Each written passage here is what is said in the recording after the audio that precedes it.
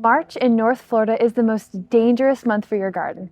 Why? Because one day it's beautiful and 80 degrees and sunny and you're ready to plant every tomato and every pepper in the state, and then the next, a late cold front sweeps through Tallahassee or Jax and wipes out your whole investment for the season.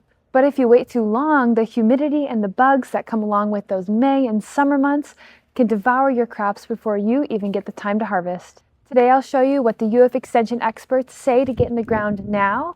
I'm Claire with the North Florida Garden Project, and I'm here to help our gardens thrive even in the Florida heat.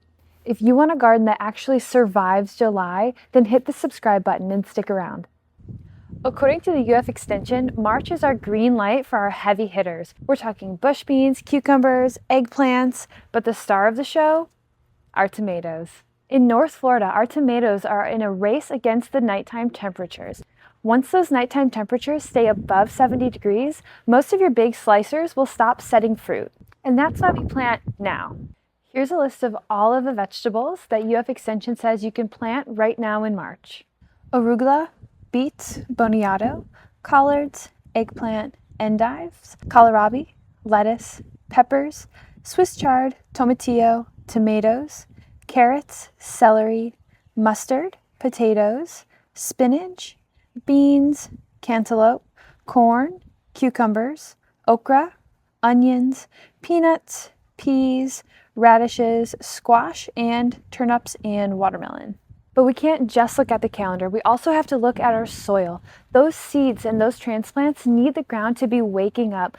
So if you want to make sure that you're giving your seeds and your transplants the best chance of survival, you can check your soil with a thermometer. I have a PDF in my bio that shows all of the optimal soil temperature ranges for the different vegetables, herbs, and flowers that UF recommends planting in North Florida. Now let's talk herbs. March is a transition. We're saying goodbye to our cilantro and we're saying hello to our Mediterranean staples. We're planting basil, oregano, sage, thyme. Also, don't forget to try some Mexican tarragon. It's the Florida-friendly secret for that licorice flavor when the French stuff dies in the sun.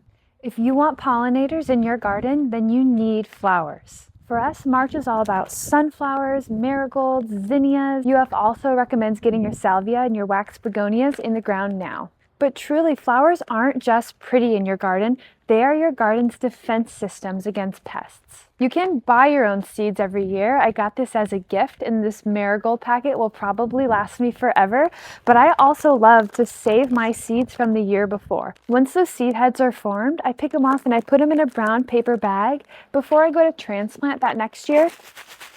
Just give them a little shake, help to break some of those seeds off of the seed heads, and they go right into the soil. Truly, the biggest mistake that I have made in my garden was putting things in the ground by only looking at the calendar. The true secret to getting your plants to thrive is to look at the soil temperature. Every plant has a different soil temperature that they do best in. If you put your pepper in 55-degree soil, it's going to struggle and it's going to sit there for a long time.